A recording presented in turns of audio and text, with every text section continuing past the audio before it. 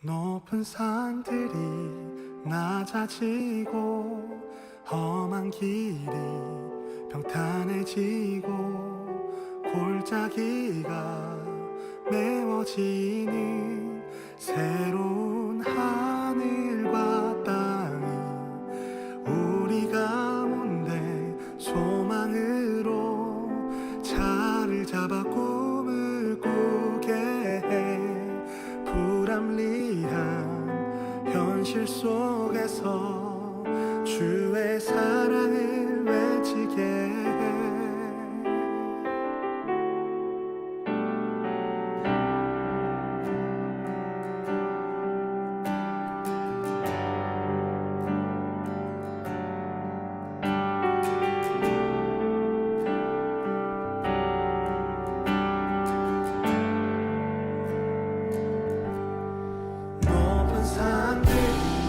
낮아지고 험한 길이 평탄해지고 골짜기가 메워지는 새로운 하늘과 땅 우리 가운데 소망으로 자리를 잡아 꿈을 꾸게 해.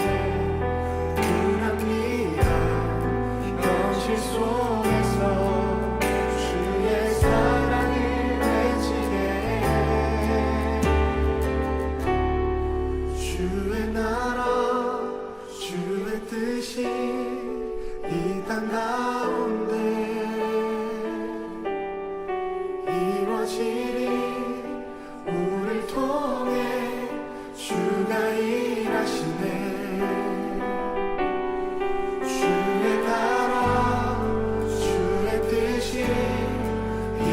가운데 이루어지리. 우릴 통해 주가 일하시네. 높은 산들이 낮아지고 험한 길이 평탄해지고 골짜기가 메워지는 새로운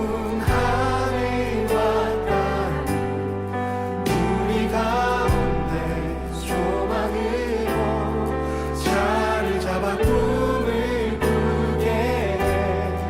불합리한 현실 속에서 주의 사랑을 외치게 해.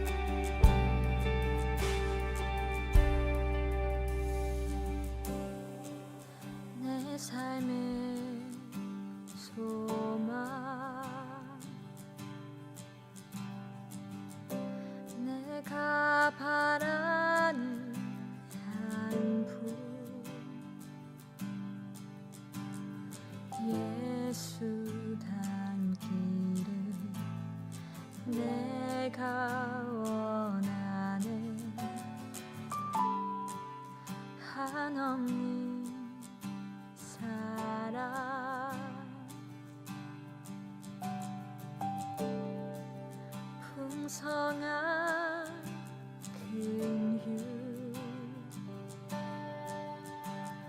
휴 예수 닮기를 내가 원하네 예수 닮기를 예수 보기를 예수만 높이길 내가 원하네 내 평생 소원 예수 닮기를 예수만 닮기를 내가 원하네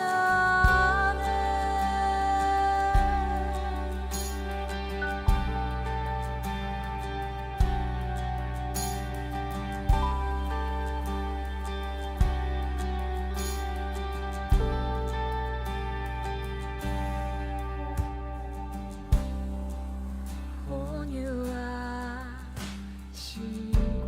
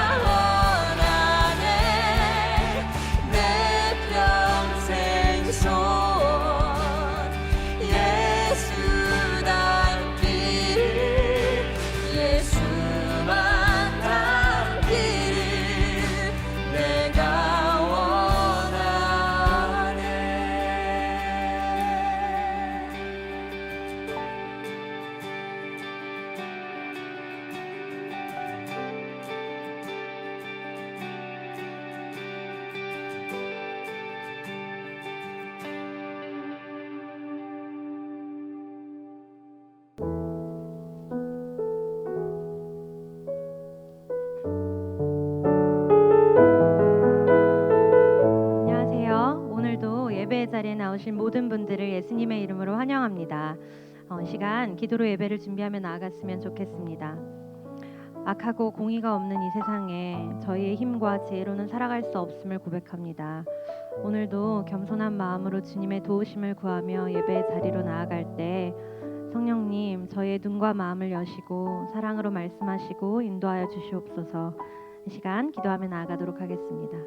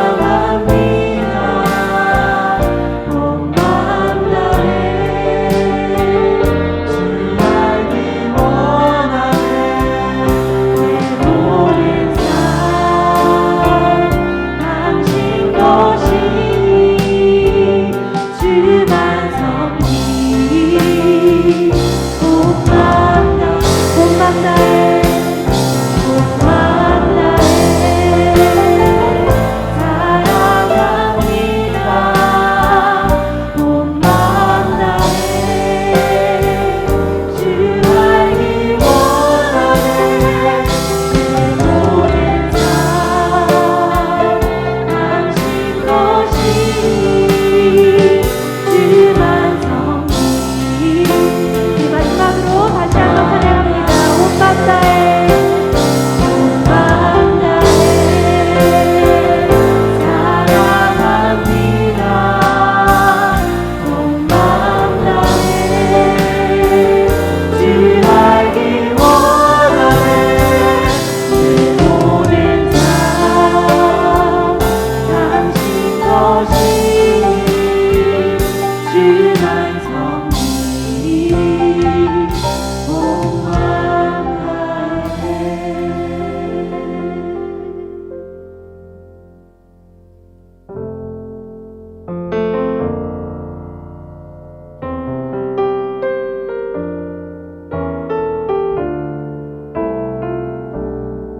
우리 계속해서 성령을 구하며 찬양합니다. 오늘 이곳에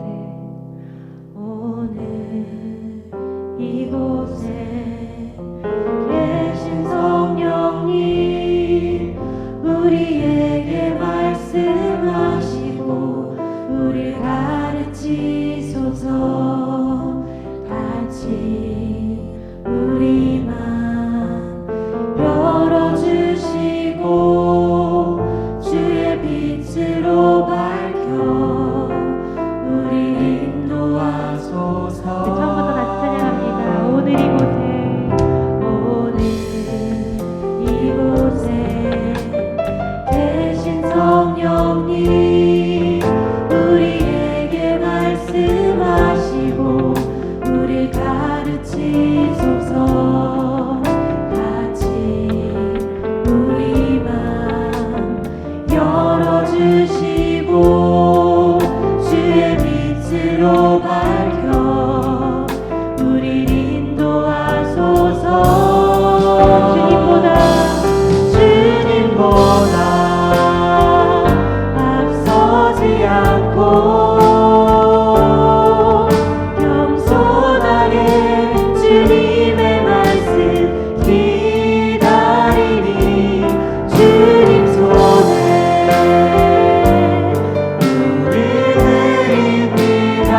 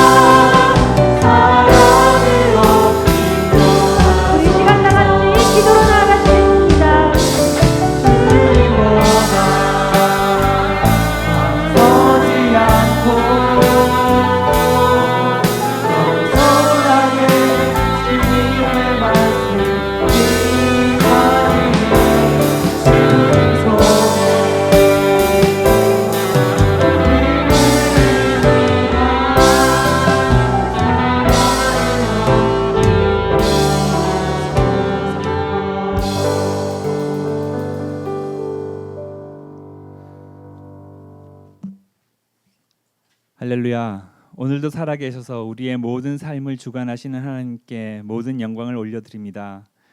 지금 세계는 이전까지는 없었던 코로나 바이러스로 인해 심한 몸살을 앓고 있습니다. 그 가운데에도 이것을 허락하신 하나님 뜻을 우리로 알게 하여 주셔서 우리가 기도로 인내하며 견뎌나가게 하여 주시옵소서. 오늘 드려지는 예배를 위해 기도합니다. 지금 이 자리에서 함께 예배하는 성도님들과 온라인으로 각 가정에서 예배드리는 성도님들에게 동일한 하나님의 은혜가 임할 줄 믿습니다. 온라인으로 집에서 예배드리면서 흐트러질 수 있는 우리의 마음을 붙잡아 주시옵소서.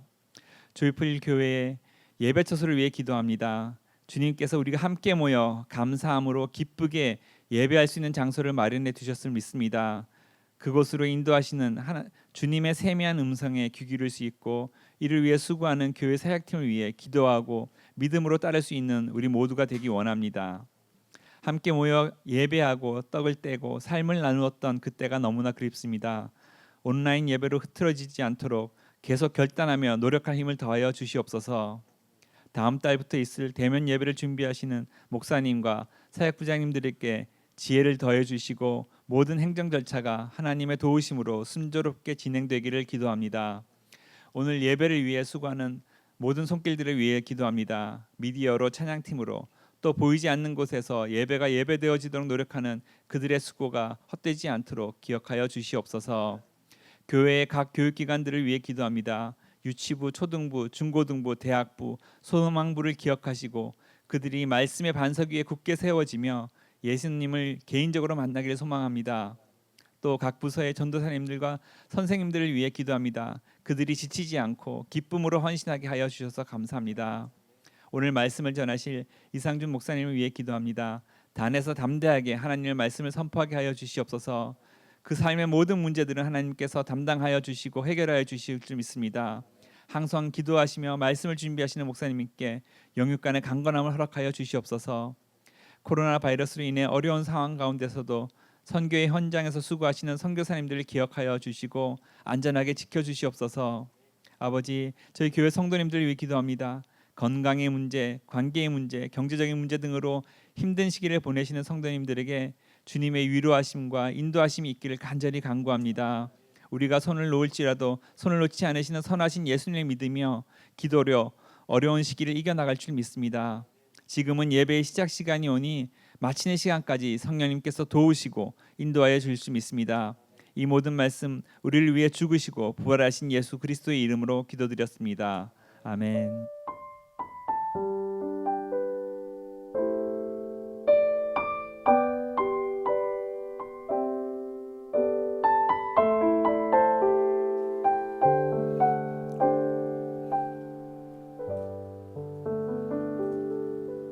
아멘.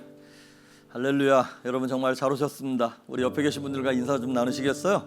앞뒤에 계신 분들하고 인사 나누시고요. 반갑습니다, 여러분. 환영합니다. 잘 오셨습니다.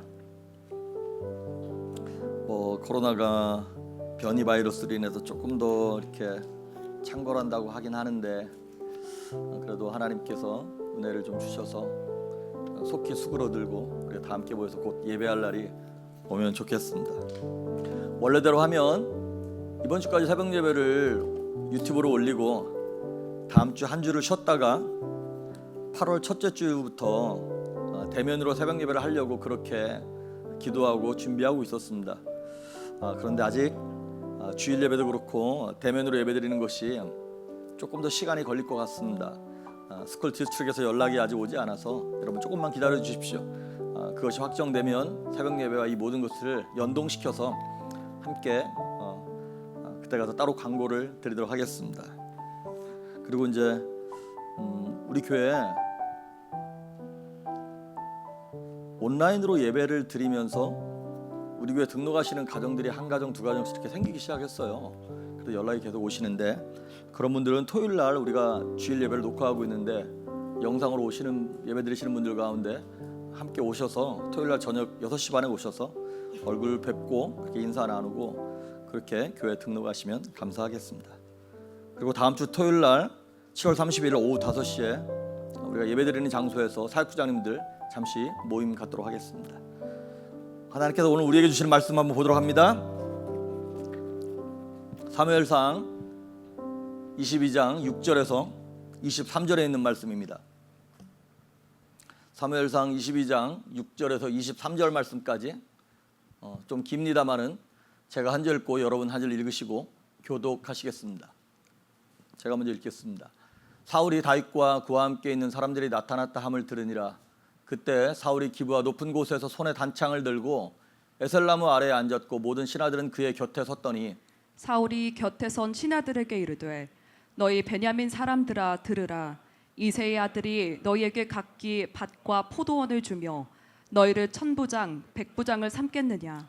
너희가 다 공모하여 나를 대적하여 내 아들이 이새의 아들과 맹약하였을 때 내게 고발하는 자가 하나도 없고 나를 위하여 슬퍼하거나 내 아들이 내 신하를 선동하여 오늘이라도 매복하였다가 나를 치려하는 것을 내게 알리는 자가 하나도 없도다 하니 그때에 에돔 사람 도액이 사울의 신하 중에 섰더니 대답하여 이르되 이새의 아들이 노베 와서 아히두베 아들 아히멜렉에게 이른 것을 내가 보았는데 아히멜렉이 그를 위하여 여호와께 묻고 그에게 음식도 주고 블레셋 사람 골리앗의 칼도 주더이다.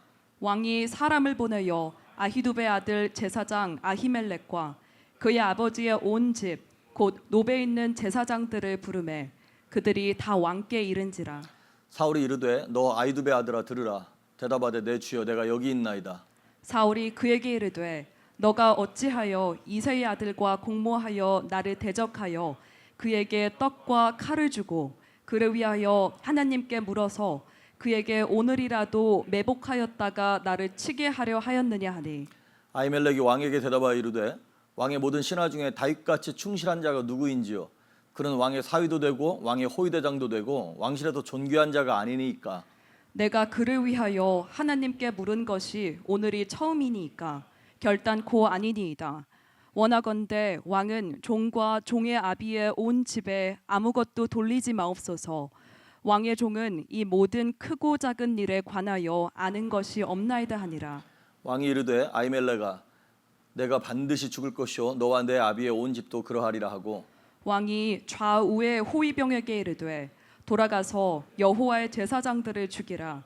그들도 다윗과 합력하였고 또 그들이 다윗이 도망한 것을 알고도 내게 알리지 아니하였음이니라 하나 왕의 신하들이 손을 들어 여호와의 제사장들 죽이기를 싫어한지라. 왕이 도액에게 이르되 너는 돌아가서 제사장들을 죽이라 하매 에돔 사람 도액이 돌아가서 제사장들을 쳐서 그 나라의 세마포 에봇 입은 자 85명을 죽였고 제사장들의 성읍 노베 남녀와 아이들과 젖 먹는 자들과 소와 나귀와 양을 칼로 쳤더라. 아히두베 아들 아히멜렉의 아들 중 하나가 피하였으니 그의 이름은 아비아달이라. 그가 도망하여 다윗에게로 가서 사울이 여호와의 제사장들 죽인 일을 다윗에게 알림해 다윗이 아비아달에게 이르되 그날에 에돔 사람 도액이 거기 있기로 그가 반드시 사울에게 말할 줄 내가 알았노라. 너의 아버지 집에 모든 사람 죽은 것이 나의 탓이로다. 두려워하지 말고 내게 있으라. 내 생명을 찾는 자가 너의 생명도 찾는 자니 너가 나와 함께 있으면 안전하리라 하니라. 아멘. 기도하십니다. 좋으신 하나님 감사합니다. 우리를 한 주간 동안도 주의 날개 그늘 아래 품으셨다가 평안하게 하셨고 보호받게 하셨으며 오늘도 신령과 진정으로 하나님을 예배하기 위하여 주 앞에 달려나오게 하시니 감사합니다. 하나님 우리의 영혼이 먼저 하나님 앞에 거룩하고 깨끗하게 서게 하심으로 이 땅에서 우리의 삶도 육체도 가정도 건강도 사업체도 물질도 주님께서 주시는 복을 풍성하게 누리며 살아갈 수 있는 그 은혜를 우리가 겸손한 마음으로 누릴 수 있도록 은총을 베풀어 주시옵소서. 물질 얻을 능을 허락하셨기에 그 은혜를 가지고 하나님 앞에 올려드립니다. 11조와 감사헌금, 주일헌금, 선교헌금, 구제헌금, 건축헌금 여러 가지 제목을 달아 하나님 앞에 올려드렸을 때 우리의 삶이 이 땅에서 물질이 하나님 자리에 올라서지 아니하게 하시며 물질을 하나님보다 더 귀히 여기지 아니하도록 물질을 초월할 수 있는 그 믿음을 허락하시되 주께서 30배, 60배, 100배로 차고 넘치도록 역사하여 주시옵소서. 건강에 연약함이 있는 성도들에게는 치유의 은혜가 있게 하시며 이 시간 말씀을 듣는 가운데 영혼이 구원받는 은혜가 있게 하시고 위로받게 하여 주시옵소서. 성령께서 함께 하시길 소망하오며 예수님의 이름으로 기도했습니다. 아멘. 사무엘상 강의 29번째 시간 사실이 아닌 진실로 책임지라 라고 하는 제목으로 하나님의 말씀을 전하겠습니다. 좀 황당한 그러한 뉴스를 하나 봤습니다.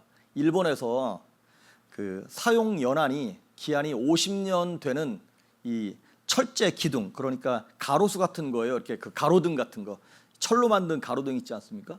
근데 그 사용 연한이 50년인데 개들이 하도 거기다 오줌을 싸가지고 25년 만에 그게 쓰러진 거예요. 뭐 차가워서 받은 것도 아니고 뭐 태풍이 분 것도 아닌데, 여러분 개 키운 분들 아시겠지만 얘네들이 항상 자기가 가서 일을 보는 그 스팟이 있어요. 근데 그 가로등 거기에서 그 개가 한두 마리가 거기서 쌌겠습니까? 수십 수백 마리가 25년 동안 거기다 싸가지고 이게 사가서 그게 그냥 쓰러진 거예요. 그랬더니 어떤 사람이 거기다 댓글을 달기를, 이 정도면 이거 개만 싼 게 아니다, 이거는 이거는 틀림없이 술만 먹으면 개가 되는 사람이 함께 싼 거다. 뭐, 자, 아니 얼마나 오랜 시간 동안 똑같은 장소에서 그런 일을 벌였으면 이 가로등이, 철로 된 가로등이 이게 무너졌겠습니까? 근데 인생도 똑같아요. 보니까 우리가 너무너무 연약해가지고요, 가랑비에 옷 젖는다고 별거 아닌 일에 잽같이 한 대 두 대 맞다가 결국에는 그 인생이 무너지는 걸 참 많이 봤습니다. 사울이 그랬어요. 오늘 사울이 오랜 시간 동안 다윗을 보면서 마음의 시기와 질투와 미움과 이 열등감, 좌절, 이런 것들이 꽤 오랜 시간이 지났어요. 지금 다윗과 함께 몇 년 동안을 지내면서 다윗을 죽이겠노라고 이제 마음속에 화가 점점점 쌓이기 시작한 거예요. 그래도 오늘 본문을 보시면 아시겠지만, 제가 볼 땐 드디어 사울이 예전부터 무너져 내리기 시작했지만 그래도 지금까지는, 요 전까지만 해도 속에서만 무너지고 겉으로는 그래도 버텼던 것 같아요. 그런데 이제 완전히 겉모양도 다 무너져 버리는 그러한 모습을 우리에게 보여주고 있습니다. 오늘 6절을 보시면 아시겠지만 다윗을 쫓아다니던 사울이 이렇게 나와 있어요. 사울이 기브아 높은 곳에 있어요. 왜 높은 곳에 있을까요? 두려우니까. 다윗이 언제 날 공격할지 모르니까 늘 높은 곳에 가 있는 거예요. 그런데 사울이 항상 나올 때마다 사울이 들고 있는 것이 있어요. 무엇이다면 손에 단창을 들었다 그랬어요. 사무엘상 18장에도 그렇고 19장에도 그렇고 사울에게 악한 영이 임할 때마다 사울 옆에는 항상 창이 있었어요. 근데 참 신기하게도요, 사울의 손에 창이 있을 때마다 다윗에게는 뭐가 들려 있었냐면 수금이 들려 있었어요. 다윗은 하나님을 찬양하고 사울은 그러한 다윗을 죽이려고 하고, 그래서 사울은 단창을, 다윗은 수금을. 그래서 언제 두려움이 임하냐면요, 내가 날 지키려 할 때 두려움이 임하는 것 같아요. 내가 나를 지켜야 할 때. 그런데 다윗은요, 자기가 자기를 지키는 것이 아니라 자기를 지키고 보호하시는 하나님을 붙잡고 하나님을 찬양할 때 그 두려움이 떠나갔던 것 같습니다. 그래서 7절에 보시면 다윗이 이제 그렇게 도망다니고 사울은 그 다윗을 쫓아다니고 있습니다. 근데 7절에 이렇게 나와 있어요. 사울이 곁에 선 신하들에게 이르되 너희 베냐민 사람들아 그랬어요. 이스라엘이 몇 지파입니까? 12지파예요. 그러면 사울 옆에 그래도 골고루 그 리더들이 사울을 돕고 있는 사람들이 있어야 되는데 누가 있냐면 사울 가장 측근에는 오직 베냐민 지파가 있는 거예요. 왜냐하면 사울이 베냐민 지파 사람이거든요. 그러니까 이 사람이 두려우니까 자기가 믿을 사람이 얼마 안 되는 거예요. 그런데 이 사람 저 사람 유능한 사람을 데려다 써야 되는데 그러질 못하는 거지. 탕평책이 안 되는 거예요. 그러면서 8절에 이렇게 얘기하고 있어요. 너희가 다 공모하여, 너희들 자기 신하들한테 지금 하는 얘기예요. 너희가 다 공모해서 나를 대적하며 내 아들이, 요나단이 이새의 아들과 다윗과 맹약하였을 때 내게 고발하는 자가 하나도 없다. 나를 위하여 슬퍼하는 자도 없고 항상 매복하였다가 나를 죽이려고만 하는구나 라고 하는 피해망상에 사로잡히기 시작합니다. 그러니까 지금 자기 아들 요나단조차 지금 사울은 못 믿고 있는 거예요. 그러니까 어쩜 우리식으로 말하면 완전 지금 왕따 당한 거예요. 얼마 전에 이제 저희가 남가주에 이렇게 놀러 가고 그랬었는데 몇 달 전에 저희 갈 때마다 이제 예전에 함께했던 가르쳤던 대학생들, 이 청년들이 이렇게 장성해가지고 뭐 가정을 꾸미고 아이를 낳고 그런 청년들하고 이렇게 가끔 이제 남가주에 내려갈 때마다 만나요. 그런데 어느 날 봤더니 집사람이 언제 거기서 어느 식당에서 만나기로 했다는 거예요. 나는 그거 모르고 있었는데 그랬더니 왜 몰라냐는 거예요. 우리 그 단톡방에 다 얘기했잖아. 근데 나만 빼고 자기들끼리만 있는 거예요. 아니 그 청년들 나 때문에 만난 거거든요. 아니 내가 주인공이란 말이에요. 근데 나만 빼고 나중에 보더니 여기에 당신이 없네 그러는 거예요. 약간 서운하고 섭섭했어요. 자, 그런 것만 봐도 사람이 나만 빼고 너희들끼리, 그러니까 사울은 지금 악한 영에 사로잡혀 가지고요, 너희들이 다 공모해 가지고 나 죽이려고 그러는 거지 지금 그러고 있는 거다 이 말입니다. 그러니까 사울이 생각할 때는 아무도 나를 이해할 수 없어, 나를 공감할 수도 없고 내 편도 없어, 이렇게 얘기하는 거예요. 마음이 점점 황폐해지고 있는 것입니다. 그런데 여기 보면 아시겠지만 사울은요, 누구의 마음도 헤아려 주지 않았어요. 오직 내 마음을 좀 헤아려 줘라고만 얘기하는 사람입니다. 왜? 자기가 생각할 때는 자기가 제일 큰 피해자인 거예요. 그래서 늘 자기 연민, 여기 나를 위하여 슬퍼하는 자가 아무도 없다 지금 이렇게 얘기하고 있어요. 아니 왜 슬퍼해요? 자기가 그 나라에서 가장 강한 사람이고 가장 많이 갖고 있는 사람인데, 자기가 다른 사람을 불쌍히 여기고 슬퍼해주고 연민해줘야 되는데 왜 아무도 날 위하여 걱정 안 해주고 날 위하여 슬퍼하지 않느냐는 것이죠. 다른 사람을 공감해주지 않으면서 자신은 공감받기를 받는 사람. 그래서 제가 설교 때마다 늘 강력하게 얘기하는 단어 있죠. 자기 연민. 이거는 악한 영 밥입니다. 어려운 일이 생길 때마다, 일이 꼬일 때마다 나는 말이지 막 우리 가정은 뭐 아무도 나를 알아주지 않아, 이런 거 있죠. 이거는 정말 악한 영이 제일 역사하기 쉽고 공격하기 쉬운 사람입니다.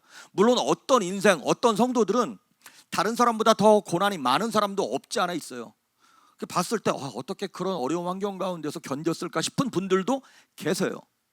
근데 그렇게 안타까이 여기는 것은 주님이 그렇게 나를 안타까이 여기실 수 있도록 내가 가난한 마음을 드리고 겸손한 마음을 드려야 되는 거지, 내가 나를 보면서 나 같은 사람은 없을 거야 그러면서 스스로 막, 그렇지 않아도 우울한데 커튼 닫히고 이상한 음악 틀어놓고 커피 한 잔 마시면서 난 죽어야 돼, 그 죽어야 돼 그러면 진짜 그건 여러분 절대 안 됩니다. 그러니까 감정적으로, 성격적으로 좀 우울한 분들이 계세요. 그런데 그런 분들은 본인이 알아서 바깥으로 나가야 되고 사람을 만나야 되고 밝은 음악을 틀어야 되고 노력하셔야 돼요. 그냥 감정이 흘러가는 대로 자신을 놔두면 마귀 좋은 일만 시킵니다. 특히 본인의 성격이 좀 우울질 기질이다, 난 좀 내성적이다, 그런 분들은 필연적으로 그렇게 하셔야 돼요. 애쓰셔야 돼요. 감정은 속이는 겁니다. 그리고 감정은 지나가는 것입니다. 이 사울 왕이 처음부터 이랬을까요? 아니에요. 마귀가 가져다주는 감정이 부정적인 것으로 흘러가는 것을 그대로 놔뒀더니 어느 순간인가 악한 영이 그걸 비집고 들어와서 그 이상한 감정이 자신의 인격이 되도록 놔버렸던 것이죠. 결국에는 마귀한테, 귀신한테 잡히게 되는 거고요. 그러니까 자기 연민 제일 위험한 겁니다. 우울질 기질이 있는 분들, 내성적인 분들 조심하십시오. 경고했습니다. 이런 분들이 의외로 많아요. 자, 이렇게 다른 사람을 공감해 주지 않고 자기 자신은 공감받기를 원하면 누가 제일 피해를 받냐면 가까운 데 있는 사람. 제일 가까운 데 있는 사람 누굽니까? 가족들입니다. 결국에는 가정이 가장 불행한 장소가 되는 거예요. 그래도 다른 사람을 만날 때는 얼굴에 가면을 쓰고 애를 쓴단 말이죠. 나 괜찮아. 근데 그 어두운 그림자와 그런 어두운 영적 에너지를 집안에 있는 남편과 아내에게, 자녀들에게 막 전파하게 되는 것이죠. 사울이 지금 그러고 있는 것입니다. 9절에 보시면 사울이 이렇게 막 자기 자신을, 연민을 가지고 아무도 날 위하지 않는다, 나는 혼자다 막 그러고 있을 때 누가 나타나냐면 기회를 보고 있던 에돔 사람 도액이 나타납니다. 이 도액은 사울의 목자장이라 그랬어요. 사울이 갖고 있는 양이나 소를 쳤던 그런 사람이에요. 근데 이 사람이 어디 출신이냐면 에돔 출신이라는 거예요. 그러니까 유대인이 아닌 거예요. 히브리 민족이 아닌 거예요. 이 도액이 다윗이 이전에 도망 다니다가 높당에 있던 아히멜렉 제사장을 만나면서 그 아히멜렉 제사장을 속여서 아히멜렉에게 빵을 얻어먹고 골리앗의 칼을 받고 그러면서 이제 도망간, 그거를 도액이 멀리 보고 있었어요. 근데 그거를 바로 사울왕에게 이르지 아니하고 이거를 좋은 묵잇감인 거예요. 그걸 가만히 갖고 있다가, 여러분 한국 영화나 이런 데 보면 검사들이 뭐 누구 이렇게 뒷조사하고 약점 갖고 있다가 아무 때나 터뜨리지 않죠. 자기들이 무슨 정치적인 뭐 어려움을 겪었을 때 그걸 타개해 나갈 때 여기서 뻥 저기서 뻥 터뜨리잖아요. 그런 것처럼 이 에돔 사람 도액이 그걸 보고 있다가 사울왕이 이렇게 힘들어할 때, 왕이시여, 난 그래도 당신 편입니다, 이런 거죠.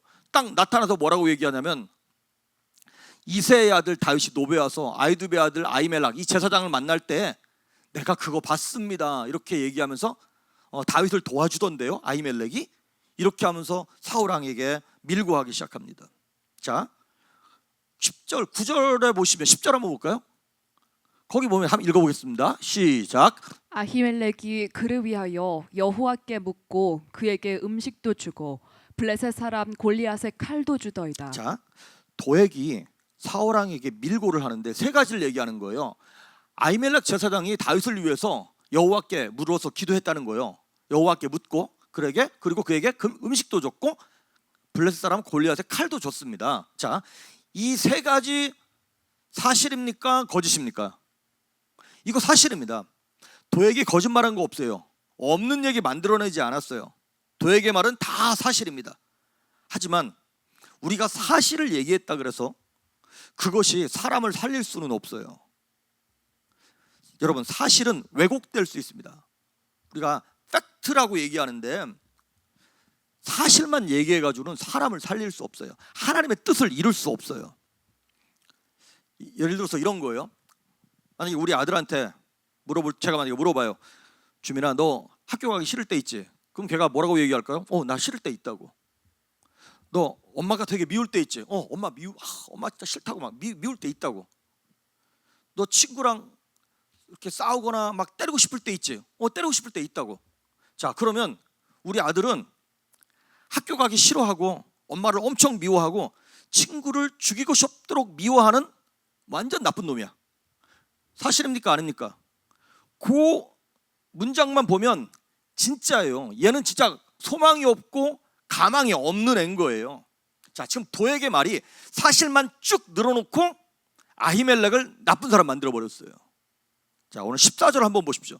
그래서 사울왕이 이제 아히멜렉을 불러내요. 너 아이두베 아들 아히멜렉아. 여러분, 아무리 왕이라 할지라도 제사장에게 함부로 얘기할 수 없습니다. 제사장은 하나님의 제사장이에요. 여호와의 제사장이에요. 그래서 16절 17절에 보면 그 제사장을 얘기할 때 꼭 여호와의 제사장, 여호와의 제사장 이렇게 얘기해요. 그리고 선지자, 제사장, 왕은 하나님께서 기름 부어 세우는 사람들이에요. 그 사람이 훌륭해서가 아니라 하나님께서 세운 하나님의 대리자이기 때문에 함부로 할 수 없습니다. 그런데 사울왕이 그 아히멜렉을 보면서 너 아히두베 아들 이렇게 얘기합니다. 이거는 그 사람을 낮춰서 부르는 얘기예요. 그래서 얘기하기를 아히멜렉이 왕에게 대답하여 이르되 이렇게 얘기하는 거예요. 한번 읽어볼까요? 아히멜렉이 시작. 아히멜렉이 왕에게 대답하여 이르되 왕의 모든 신하 중에 다윗같이 충실한 자가 누구인지요? 그는 왕의 사위도 되고 왕의 호위 대장도 되고 왕실에서 존귀한 자가 아니니까. 아멘. 자, 지금 아히멜렉도 얘기한 건 사실이죠. 그대로죠. 왕의 사위고 호위 대장이고 왕실에서 존귀한 자고 다 사실이에요. 도액이 얘기한 것도 사실이고요. 팩트고요. 아히멜렉이 얘기한 것도 팩트예요. 그런데 아히멜렉은 이 팩트 플러스 뭘 한 가지 더 얘기했어요. 그러니까 도액이 말한 걸 사실이라고 말하는 거고요. 아히멜렉이 얘기한 걸 진실이라 그러는 거예요. 아히멜렉은 이렇게 얘기했어요. 다윗같이 충성스럽고 충실한 자가 누가 있습니까? 이 얘기를 덧붙였어요. 그러니까 진실, 우리가 트루스라고 얘기하는 진실은 뭐냐면 사실 플러스 하나님의 관점에서 보는 거예요. 하나님의 관점은, 우리를 향한 하나님의 관점은 뭡니까? 가능성이고 소망이고 사랑인 거예요. 그리고 그 사실 뒤편에 있는 속뜻, 그것이 포함되어 있는 것을 진실이라고 얘기하는 것입니다. 그러니까 다윗같이 충성스러운 신하가 누가 있습니까? 라고 얘기하는 것은 사실이기도 하면서도 하나님의 관점에서 봤을 때 그렇죠, 다윗은 하나님의 사람이고 왕을 위하고 이스라엘을 위한 장군이었죠. 어떤 공동체든 교회든 제일 무서운 사람들이 이렇게 얘기하는 사람들이에요. 내가 언제 틀린 말 얘기했냐고, 내가 언제 거짓말 했냐고. 예, 사실을 얘기했어요. 팩트 맞아요. 그런데 내가 언제 틀린 말 했어 이렇게 얘기함으로 사람을 가장 많이 죽이는 거 아세요? 그걸로 인해 사람이 죽어나가는 것이에요. 아까 말씀드렸던 것처럼 제 아들놈이 엄마가 미울 때가 있고 학교 가기 싫을 때가 있어요. 하지만 학교 가기 싫을 때가 많은데 결국에는 졸업했어요 이제. 그리고 이제 또 다른 학교를 가는 거예요. 엄마가 미울 때가 있지만 걔가 항상 엄마가 밉나요? 오히려 엄마가 더 고맙고 사랑스럽고 애가 철 들어갈수록 더 엄마에게 감사한 거죠. 친구가 미울 때가 있지만 그 친구랑 맨날 붙어 다니면서 맨날 놀고 베스트 프렌드라 그래요. 결국엔 뭡니까? 이 진실, 그 안에 사실 뒤편에 있는 하나님께서 그 사람을 향한 가능성, 소망, 사랑이 함께 섞여진 그것을 알아주는 것, 그것이 있을 때 영혼을 살릴 수가 있는 것입니다. 누가복음 15장에 보면 탕자에 관한 얘기가 나와요. 탕자를 사실 그대로만 보면 완전 아버지 속을 왕창 새겨서 아버지 돈 왕창 뺏어갖고 나가가지고 허랑방탕한 완전 나쁜 놈이에요. 그의 현재의 모습, 그 사실만 보면 이제 더 이상 돼지가 먹는 쥐열매조차 먹을 것이 없어서 배에 쫄쫄 굶는 그지, 이게 바로 사실이에요. 그런데 성경은 그 사실로만 보지 아니하고 그 뒤에 붙어있는 하나님의 관점을 쭉 보여줍니다. 그 탕자가 이렇게 얘기하는 걸 성경은 보여주고 있어요. 내가 지금 이렇게 여기 있으면 배고파 죽겠지만 우리 아버지께 돌아가면 아버지께서 나를 품꾼의 하나라도 써주시지 않을까? 나를 아버지는 걷어차진 않으실 거야 라고 하는 그 믿음을 가지고 소망을 가지고 아버지께 돌아갑니다. 그렇습니다. 그 아버지의 관점에서 봤을 때 그 아들은 품꾼의 하나가 아니라 죽었다가 살아난 아들입니다. 그 하나님의 관점에서 보는 것이 진실인 것이죠. 사실이 살리는 것이 아니라 진실이 사람을 살리는 거예요. 바울도 마찬가지예요. 바울을 그냥 사실로만 보면 스데반 집사님을 돌로 던져 죽일 때 가장 앞장서서 쳐 죽인 놈이 바울이에요. 그러니까 그 사실로만 보면 바울은 뭐 기독교의 가장 위대한 무슨 제자 그게 사도가 아니라 완전 나쁜 놈이고 핍박자고 회방자인 거예요. 다시는 쓰면 안 되는 거예요. 하지만 하나님의 관점에서 보면요, 하나님 이렇게 말씀하셨어요.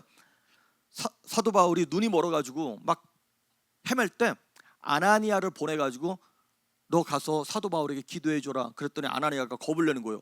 사실만 듣고 그 사람이 다메섹에 있는 예수 믿는 사람들 다 잡아 죽이려고 막 공문 받아서 가던데 이게 얘를 위해서 기도해 주라고요? 그랬더니 하나님 이렇게 말씀하시는 거예요. 걱정하지 마. 바울은 내가 이방인을 위해서 따로 구별해 놓은 내 사도야, 내 제자야, 내 사람이야. 그렇습니다. 하나님의 관점에서 봤더니 바울은 2000년 기독교 역사 가운데 가장 위대한 믿음의 인물이 되었던 것이죠. 그렇습니다. 하나님의 관점을 알고 있느냐, 보고 있느냐, 그리고 하나님의 관점을 무시하느냐에 따라서 생명이 살아나기도 하고 죽어나가기도 하는 거예요.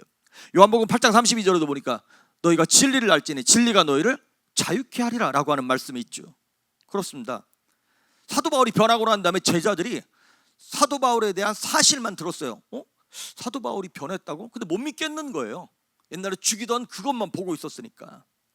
그런데 하나님의 관점에서 봤던 아나니아는, 하나님의 음성을 들었던 아나니아는 사도 바울에게 가서 축복해주고 사도 바울을 변화시키고, 나중에 바나바 목사님이 가서 사도 바울을 픽업해가지고 그를 위대한 주의 일꾼으로 만들어냈고. 그렇습니다. 저와 여러분은 어떠한 관점을 가지고 우리의 자녀들을 보고 있으며 옆에 있는 성도들을 보고 있습니까? 옆에 있는 그 내가 오랜 시간 전도하려고 애썼던 그 사람을 어떠한 관점에서 보고 있습니까? 그들을 사실이라고 하는 관점에서만 보면 소망 없습니다. 왜냐하면 그 팩트, 그 사실은 뭐냐면 과거에서부터 차곡차곡 쌓여왔던 과거의 침전물이에요.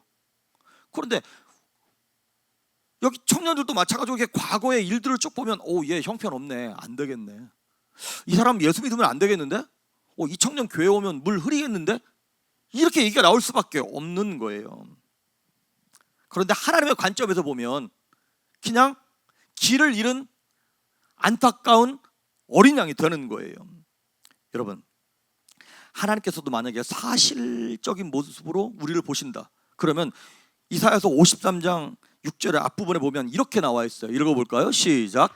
우리는 다 양 같아서 그릇 행하여 각기 제 길로 갔거늘. 예, 하나님께서 그냥 사실이라고 하는 관점으로만 우리를 봤을 때 이거예요. 우리는 다 양 같아서. 우리가 이렇게 뭐 미디어나 이런 걸 통해서 양에 대해서 되게 낭만적인 그런 생각을 갖고 있어요. 깨끗하고 예쁘고. 그런데 여러분, 양이 엄청 지저분한 거 아시죠? 온 몸에 그냥 똥이 덕지덕지 붙어가지고 냄새나고 더러운 놈이 양인 거예요. 그리고 고집은 엄청 세고. 그래서 늘 자기 맘대로 다니는 녀석이 양이에요. 우리는 다 양 같아서 그릇 행하여, 올바로 행하는 것도 아니고 잘못하게 행하여 각기 제 길로 내 마음대로 갔다는 거예요. 이게 사실인 거예요. 하나님께서 우리를 보실 때. 그런데 하나님은 사실이라고 하는 관점에서만 보시는 것이 아니라 하나님의 소망과 사랑을 담아서 우리를 보시는 진실의 관점에서, 진리의 관점에서 우리를 보시는 거예요. 그래서 이사야서 43장 18절과 19절에 이렇게 나와 있습니다. 시작. 너희는 이전 일을 기억하지 말며 옛날 일을 생각하지 말라. 보라, 내가 새 일을 행하리니 이제 나타낼 것이라. 너희가 그것을 알지 못하겠느냐. 반드시 내가 광야의 길을, 사막의 강을 내리니. 아멘. 너희는 이전 일을 기억하지 말라. 이게 뭐예요? 아까 사실이라는 게 뭐였어요? 과거의 침전물 차곡차곡 쌓인 거를. 근데 그거 기억하지 말라는 거예요. 그리고 옛날 일을 생각하지 말라. 그 우리 옛날에 맨날 성가대 이거 불렀잖아요. 보라 내가 새 일을 국작국작 그러면서 무슨 막 나오는 거 있잖아요. 보라 내가 새 일을 행할 거야. 어떻게? 하나님의 관점에서 하나님의 사랑을, 하나님의 능력을, 하나님의 은혜를 부어주심으로 말미암아 우리를 변화시키고 새로운 일꾼으로 삼아주시겠다고 하는 것입니다. 그러니까 우리는 믿음의 해석인 진리로 우리의 삶을 풀어내고 하나님의 마음인 진실로 상대방을 보아야 하는 눈을 가져야 한다는 것입니다. 지금 도액은 사실이라고 하는 관점에서만 얘기를 했고, 지금 아히멜렉은 진리의 관점, 진실의 관점에서 다윗에 대해서 얘기하고 있는 거예요. 근데 오늘 도액을 보면 에돔 사람이라고 하는 말을 강조를 하면서 쓰고 있습니다.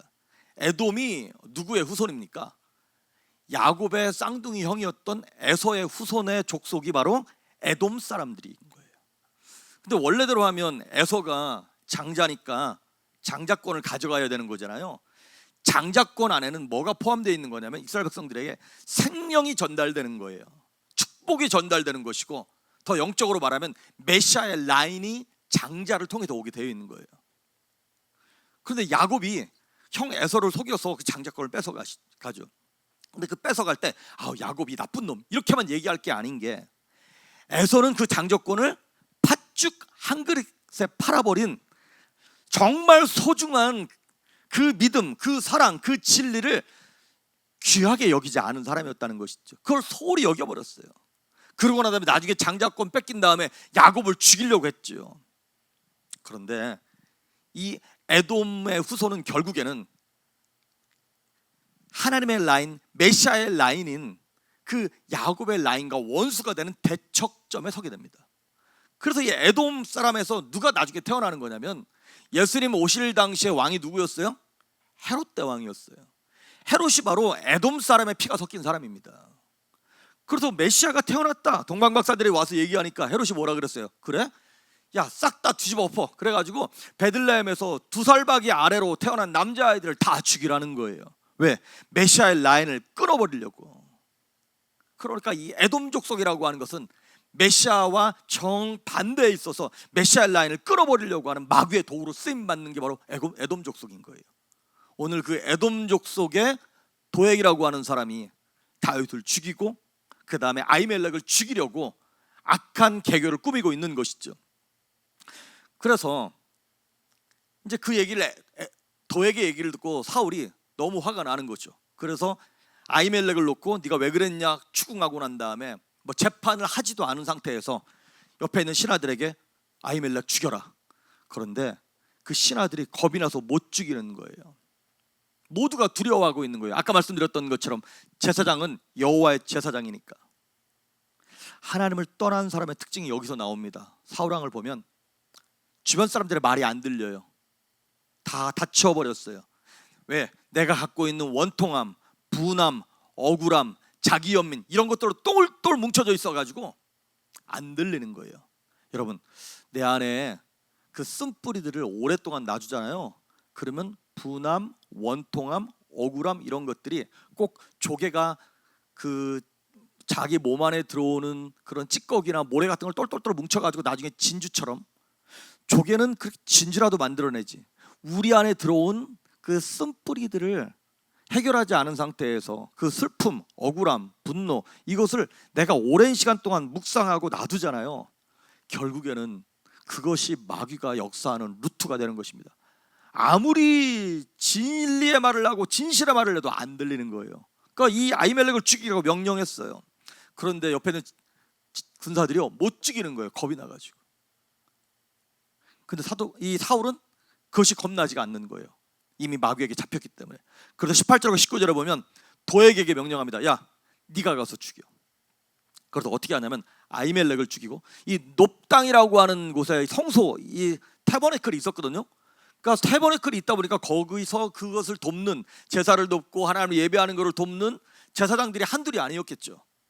그러니까 제사장 촌인 거예요. 거기 있는 제사장, 남자 제사장들만 85명을 도액이 다 죽여버립니다. 마귀에게 붙잡힌 그 메시아의 정반대 라인에 있는 그놈이. 근데 제사장들만 죽이는 것이 아니라 제사장의 가족들까지 다 죽여요. 여성들이든 아이들이든 상관없이. 그리고 짐승들까지 죽입니다. 성경에, 구약 성경에 남녀노소 짐승까지 싹 죽이는 걸 뭐라 그래요? 진멸전쟁이라 그러죠. 그걸 헤렘이라 그래요. 그런데 하나님께서 이거를 사실은 사울왕에게 한번 명령한 적이 있어요. 아말렉을 죽이라고 명령하셨어요. 너 아말렉은 하나님의 원수로 나오는 악한 족속이에요. 사울을 처음에 왕 세우고 나서 너 아말렉을 진멸해라 그랬어요.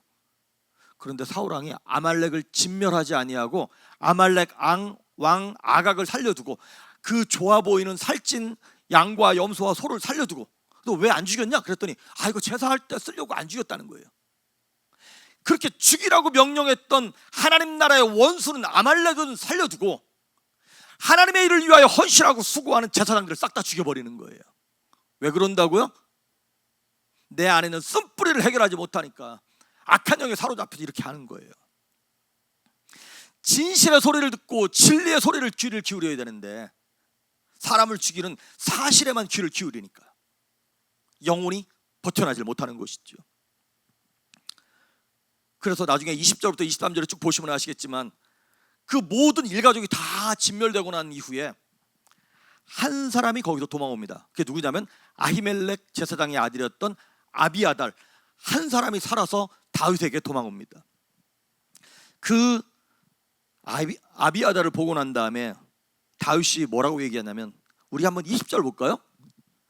21절 한번 봅시다. 21절부터 21절 22절 시작. 사울이 여호와의 제사장들 죽인 일을 다윗에게 알림해 다윗이 아비아달에게 이르되 그날에 에돔 사람 도액이 거기 있기로 그가 반드시 사울에게 말할 줄 내가 알았노라. 너희 아버지 집에 모든 사람 죽인 것이 나의 탓이로다. 아멘. 자, 아비아달이 모든 제사장이 다 죽었습니다. 그랬을 때 다윗이 이렇게 얘기하는 거예요. 도액이 거기 있는 걸 내가 봤었는데, 그러면서 너희 가족 다 죽고 거기 있는 사람 다 죽은 거 누구 탓이다라고요? 내 탓이라는 거예요. 여러분, 어떠한 조직이든, 가정도 마찬가지고 우리 교회도 마찬가지고 어떠한 공동체든 나라 대통령도 마찬가지겠죠. 어떤 일이 잘못되었을 때 그것을 자기 탓이라고 이걸 받아들이는 것이 쉽지 않습니다. 왜냐하면 그걸 받아들이는 순간 그 사람이 갖고 있는 플랜과 리더십과 이 모든 것이 조금씩 흠집이 나는 거예요. 한번 난 멋있던데, 그렇게 내가 잘못했다고 리더가 그렇게 얘기하면 멋있던데, 그걸 한두 번일 때 얘기한 것이지, 그것이 쌓여 보십시오. 그러면 어쩌면 나중엔 정적들이 그 사람을 공격할 수 있는 빌미를 주는 거기 때문에 이것이 자신의 실수를 인정하는 것이 쉽지 않습니다. 그런데 다윗이요, 지난주부터 아둘람 굴 이후로 다윗의 모습이 확 달라지는 거 아세요, 여러분? 그러니까 이 아둘람 굴은 영적인 이스라엘의 자궁 같은 거예요. 아이를 임신했어요. 그러면 그 아이가 엄마 뱃속에 있을 때 엄마가 편하지 않습니다. 또 다른 생명이 내 안에 있기 때문에 입덧을 하고 몸이 무겁고 아주 어렵습니다. 그런데 이것이 가장 소중하고 귀하기 때문에 유산되지 않도록 조심히 걷고 움직이고 막 그렇게 하죠. 그리고 막 태교를 하죠. 그런 것처럼 다윗은 아둘람굴에서 이스라엘의 영적 공동체를 태동시켰어요. 잉태해냈어요. 그리고 오늘 이 아히멜렉 사건으로 말미암아 다윗의 모습이 이전과는 판이하게 딱 달라지면서 담대하게 변하기 시작합니다. 왜냐하면 여지껏은 다윗이 사울 왕에게 쫓겨다닐 때 누구만 힘들었어요? 자기만 힘들었어. 자기 혼자 도망 다녔어요. 그런데 이제 자기 때문에 희생자가 나오기 시작하는 거예요. 아히멜렉이 죽고 85명이 죽고 가족이 죽고, 그리고 시간이 지나면 지날수록 자기랑 관계된 사람들이 더 어려움을 겪겠죠. 그걸 보면서 다윗이 이제 영적 리더십을 확고하게 쥐으면서 결심을 하는 거예요. 그거 이제 내 탓이다. 내가 이제 새롭게 나의 삶을 바꿀 거야 라고 하는 은연의 메시지를 지금 딱 전달하고 있는 것입니다. 여러분, 우리 큐티 한다 그러죠. quiet time. 이게 원래 콩글리시인 거 아시죠 여러분? 원래는 영어로는 디보셔널인가 그렇게 얘기하죠. 근데 우리는 그냥 조용한 시간이다 그래가지고 이제 큐티 한다 그래요. 하나님의 말씀을 큐티 할 때 질문을 잘해야 된다고 합니다. 성경 공부할 때도 마찬가지고요. 그래서 세 가지를 얘기해요. 첫째는 뭐냐면 관찰을 잘해야 된다. 그래서 관찰 질문이 있어요. 두 번째는 해석을 잘해야 된다. 해석 질문. 셋째는 적용을 잘해야 된다. 적용 질문. 관찰, 해석, 적용. 이것이 되게 중요합니다. 그래서 우리가 성경을 볼 때 큐티하는 사람들이 본문을 보는 거예요. 그 텍스트를 보면서 관찰을 해요. 다윗이 있었구나. 아히멜렉이 있었구나. 그러고 난 다음에 그거를 의미를 해석합니다. 다윗이 왜 이런 말을 했을까? 아히멜렉이 왜 이랬을까? 이걸 의미를 해석해요. 그러고 난 다음에 그 텍스트에서 느꼈던 거를 가지고 삶의 컨텍스트에다가 어플라이를 합니다. 그걸 적용이라고 얘기합니다. 이것이 잘 밸런스를 맞아서 갈 때 건강한 신앙이 되는 거죠. 그런데 신앙생활 오래 한 모태신앙, 그리고 몇십 년씩 신앙생활 하셨던 저와 여러분 같은 분들의 특징이 있어요. 큐티병이라고. 이게 뭐냐면 말씀 딱 보면 알아. 이거 더 이상 연구할 필요도 없고 의미가 뭔지도 이미 다 알고 있어. 기도하란 얘기지 뭐 용서하란 얘기지 뭐. 이거 다 알고 있어. 그러니까 본문을 향해서 묵상하지 않아요. 해석하지 않냐고 곧장 삶에 적용하는 거예요. 그런데 여러분, 바르게 해석되어야 바르게 적용됩니다. 그런데 우리가 바르게 해석하지 않아. 그냥 전통적으로 해석을 해. 그러니까 신앙생활 오래 한 사람들의 큐티, 또 말씀을 듣는 자세, 성경 공부하는 분들의 조심해야 될 겁니다. 이게 되게 위험한 것입니다. 오늘 22절, 23절, 24절을 보면 이 안에 관찰과 해석과 적용이 세 가지가 다 들어가 있어요. 도액이 와가지고 딱 그렇게 얘기했을 때 다윗이 이렇게 얘기하는 거예요. 도액이 거기 있는 거 내가 봤는데 그럴 줄 알았어. 이게 관찰이에요. 그러고 난 다음에 이렇게 얘기합니다. 해석은 뭐라고 해석하냐면 이거 다 나 때문에 그런 거야. 다윗이 그렇게 해석을 했어요. 해석이 나 때문에 그런 거다라고 딱 되니까 적용이 뭐가 나냐면 23절 한번 보실까요? 시작. 두려워하지 말고 내게 있으라. 내 생명을 찾는 자가 너의 생명도 찾는 자니 너가 나와 함께 있으면 안전하리라 하니라. 예, 아멘. 다윗이 뭐라고 적용을 하냐면 두려워하지 말고 내게 있어라. 내가 너를 책임질게. 이렇게 되는 거예요. 자, 문제에 대한 다윗의 해석을 다시 한번 보면 이런 거예요. 내 탓이라는 거예요. 여러분, 어떤 일을 만났을 때 이것이 내 탓이라고 얘기하려면 뭐가 꺾여야 되냐면 내 자존심이 꺾여야 되는 겁니다. 다른 말로 말하면 내 자아가 꺾여야 되는 것이죠. 즉 내가 죽는 것입니다. 나를 꺾는 것, 내가 죽는 것. 사울은 어떤 일이 생길 때마다 다 네 탓이죠. 요나단 탓이고 나한테 얘기 안 한 신하들 탓이고 이거 다 다윗 탓인 거예요. 다윗은요, 이거 다 내 탓이라는 거예요. 여러분, 누가 왕으로 보입니까? 비록 다윗이 자신의 실수와 연약함을 고백하면 고백할수록 백성들이 다윗을 무시하거나 깔보는 것이 아니라 다윗을 사랑하고 존중하게 되더라 이 말이죠. 다윗의 위대함이 바로 이겁니다. 나를 꺾는 것. 그러니까 다윗은 골리앗을 이겼기 때문에 위대한 것이 아니라, 나중에 보시면 아시겠지만 다윗이 간음 사건을 저지르잖아요. 그러고 난 다음에 나단 선지자가 와가지고 다윗을 지적합니다. 당신이 죄인이라고. 그랬을 때 그 나단 선지자 다윗이 한마디면 그거 죽이면 됩니다. 그런데 그 말을 듣고 통곡하며 그 앞에서 웁니다. 그것이 바로 다윗의 위대함입니다. 왜? 나를 꺾는 것, 내 자아를 내려놓는 것, 내 주장, 내 욕심을 내려놓는 것. 부부관계도 마찬가지고 교회 공동체도 마찬가지인 것 같아요. 그러니까 상대방이 죄 짓는 일이 아니라면 이게 옳으냐 그랬을 때 뭘 그걸 굳이 싸워가면서. 오늘 샌드위치를 맛있게 해오셨어요? 어떤 건 투나 샌드위치 있고 어떤 건 그 담하고 이것들하고. 저는 그 회전 스시 가면 제일 먼저 그 노란 계란 이렇게 덮여 있는 담하고인가요? 그거를 제일 맛있게 먹어요. 그럼 집사람이 꼭 뭐라 그래요? 촌스럽다고. 횟집에 와가지고 뭐 그딴 걸 먹냐는 거지. 아깝게. 내가 그게 맛있다는데. 이게 싸움거리가 됩니까? 안 됩니까? 이건 양보해야 되는 거예요. 내가 담하고를 먹든, 담하고 맞나 그게? 네. 뭐 그걸 먹든 계란 후라이를 먹든 그게 뭔 상관이에요? 얘기가 이상한데 설교가? 그렇습니다.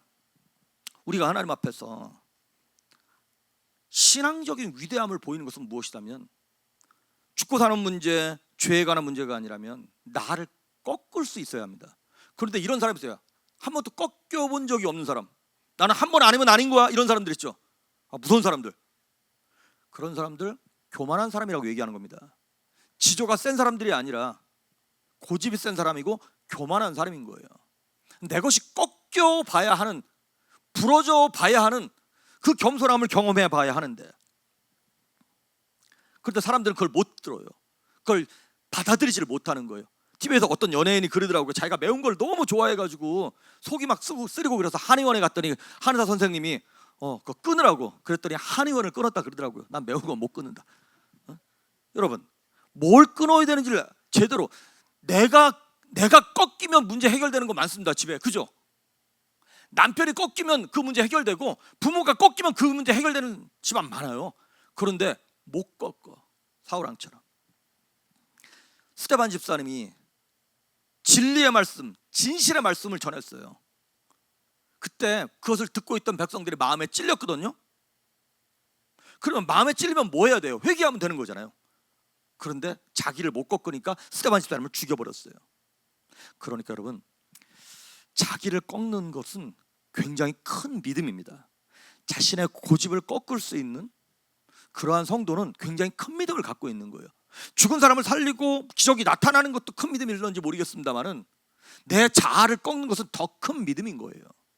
다윗은 그걸 하고 있는 거예요. 내 탓이다, 나 때문에 그런 거야 라고 자신의 부족함과 연약함을 인정하기 시작합니다. 자, 해석을 그렇게 딱 바로 하니까 적용도 바로 나오는 거예요. 아비아달에게 너 내게 있어, 네 인생 내가 책임질게, 내가 죽어서라도 널 살릴 테니까 너는 내 옆에 있어. 그러면서 통일 왕국이 되었을 때, 다윗이 왕위에 딱 올라갔을 때 대제사장을 누가 하냐면 이 아비아달이 하는 거예요. 죽을 뻔했던 아비아달이 다윗을 만나서 위대한 통일 왕국의 대제사장이 되는 거예요. 할렐루야. 진리가 살리는 거고 진실이 살리는 거고 나를 내려놓고 꺾어내는 믿음이 살리는 것입니다. 야곱의 12아들 가운데 네 번째 아들이었던 유다가 있습니다. 유다가 그 며느리랑 부정한 짓을 함으로 말미암아 뭐 그런 일도 있었고 사실 실수를 많이 했어요. 근데 그 며느리 다말인가요?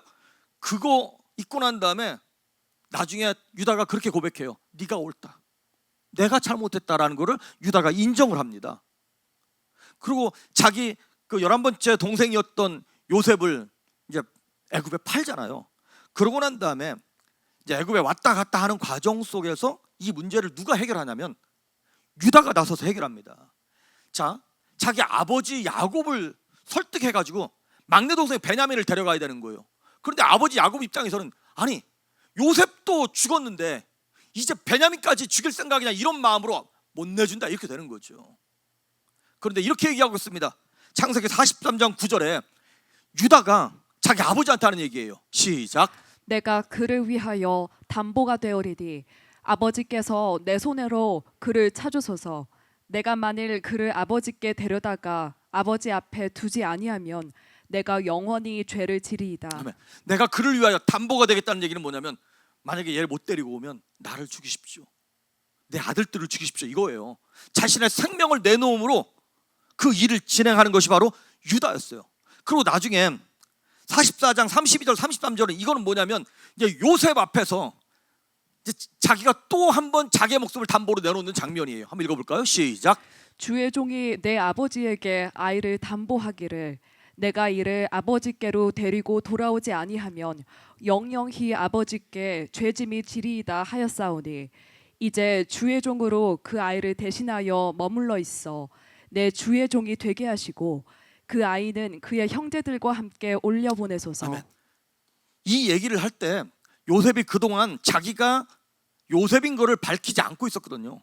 그런데 유다가 내가 내 목숨을 내 아이를 담보 삼고 나를 담보 삼아서 내놓을 테니까 이 아이 보내달라고 그 얘기했을 때 결국에는 요셉에게 있던 눈물이 터지는 거예요.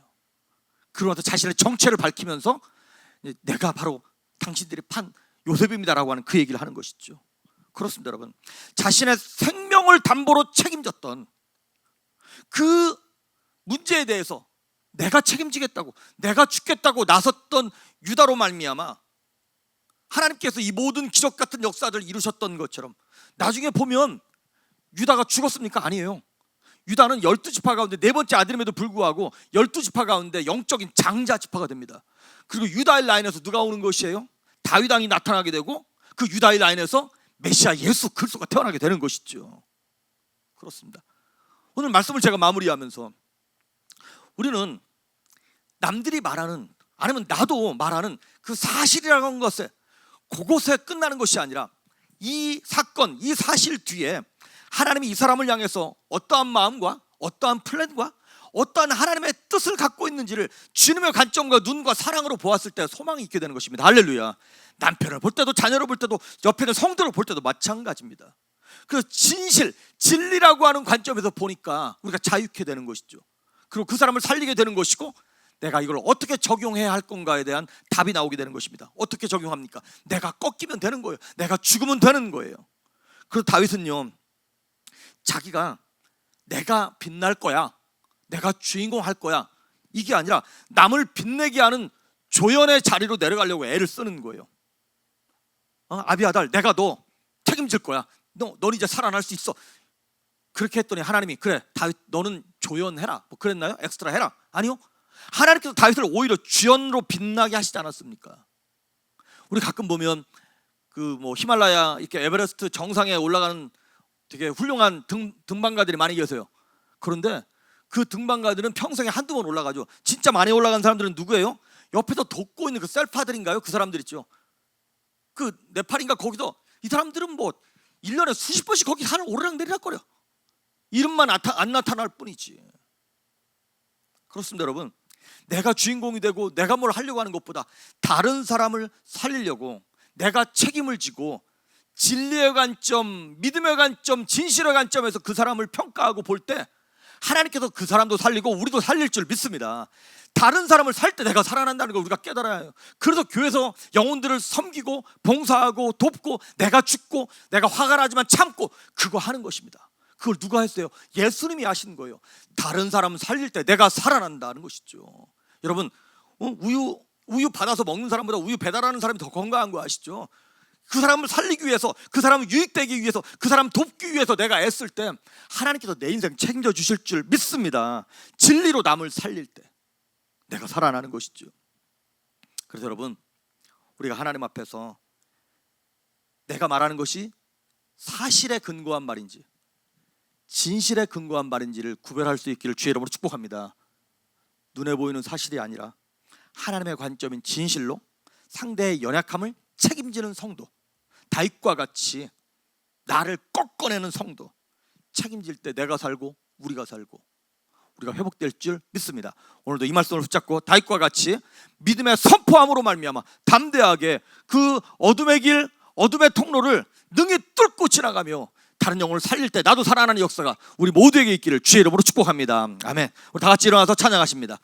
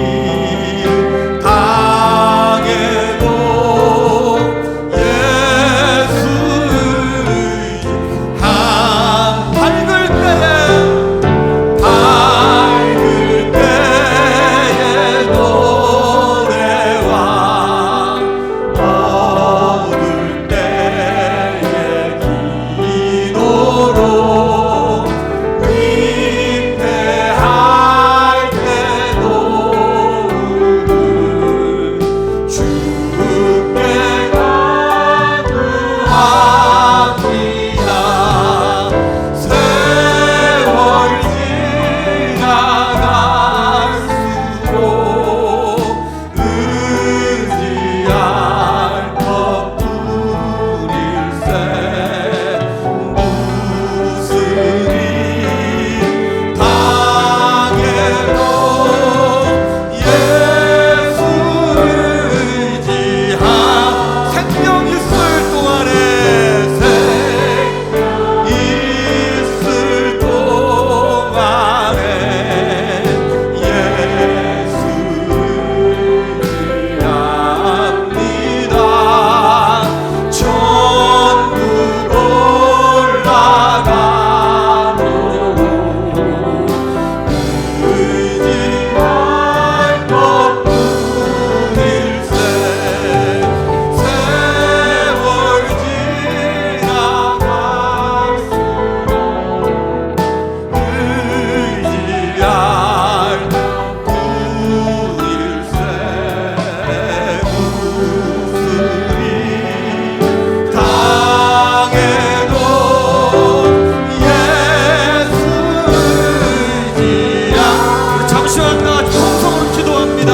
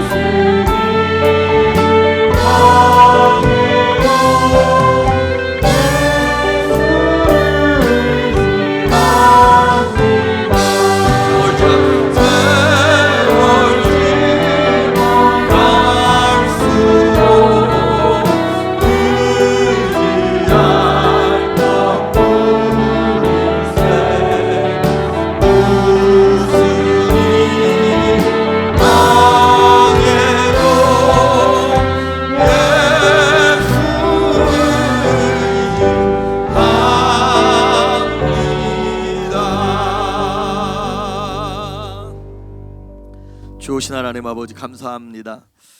우리가 우리의 모습을 볼 때는 과거에 쌓여있는 사실들로만 보면 구원받을 수 없으며 소망 없고 사랑받을 가치 없는 무가치한 자들이고 더러운 자들입니다. 그릇 행하여 갓길로 간 그러한 양과 같은 존재임에도 천지의 주제이신 하나님께서 인간의 몸을 입고 오셔서 채찍에 맞으시고 피 흘리셔 죽으심으로 우리를 하나님의 관점에서 사랑을 담아 품어내시고 우리에게 생명 있게 하시며 소망 있게 하시고 이 땅을 살아갈 수 있는 능력과 힘과 은혜를 베풀어 주셨음을 인하여 감사합니다. 진리를 알지니 진리가 너희를 자유케 하리라 말씀하셨던 것처럼 하나님의 말씀을 붙잡고 하나님의 마음을 깨닫고 주님의 사랑의 관점에서 우리의 삶을 해석해내게 하시고 풀어내게 하셔서 주님의 관점에서 어떠한 누구도 소망 없는 사람이 없으며 치료받지 못할 사람이 없으며 구원받지 못할 사람이 없음을 깨닫게 하여 주시옵소서. 모두가 다 소망 있으며 모두가 다 사랑받을 만하며 모두가 다 구원받을 만한 존재임을 깨닫고 주님의 마음으로 품어내게 하시며 기도하게 하시고 무릎 꿇을 때 주님의 영광과 기적을 보게 하여 주시옵소서. 다른 사람을 살려내고자 헌신하며 수고하며 쏟아낼 때 우리가 살아날 줄 믿사오니 우리 부족하고 연약한 인생들을 들어 사용하시며 우리와 동행하시고 갑절의 은혜와 능력과 은총을 베풀어 주시옵소서. 광야 가운데 길을 사막 가운데 강을 내시는 그 하나님의 능력을 붙듭니다. 그 하나님의 사랑을 봅니다. 주님의 기적을 사모합니다. 함께 하셔서 은혜를 베풀어 주시옵소서. 육체의 질병으로 말미암아 아파하며 고통받는 성도들이 있습니다.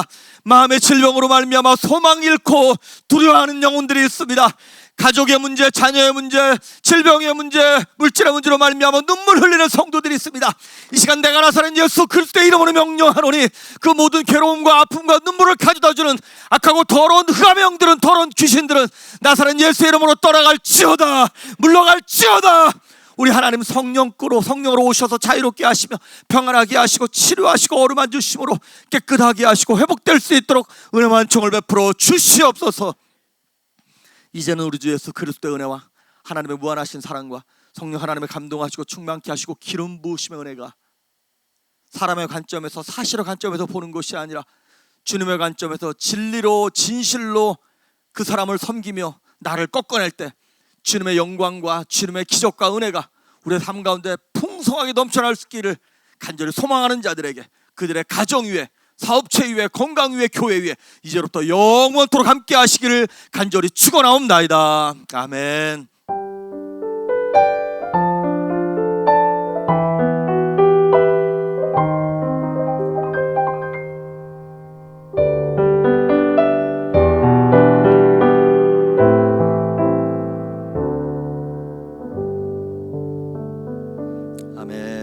우리 하나님께 영광의 박수 올려드립니다. 감사합니다. 수고하셨습니다. 거친 바다 바라볼 때 큰 두려움에 나 잠기고 모든 소망 사라지네. 나의 맘 무너져 내리고 거센 폭풍 가운데 주 사랑이 들리니 나의 작은 발걸음 주를 향해 내딛네. 깊은 곳에 나아가 내 발을 띄네. 두려운 맘 내려놓고 깊은 곳에 나아가 내 발을 띄네. 할렐루야.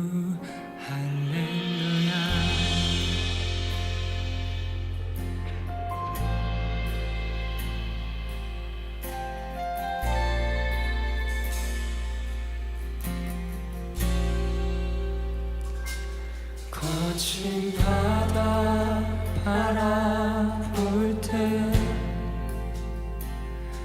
큰 두려움에 나 잠기고 모든 소망 사라지네. 나의 맘 무너져 내리고 거센 폭풍 가운데 주 사랑이 들리니 나의 작은 발걸음 주를 향해 내딛네. 깊은 곳에 나아가 내 발을 띄네.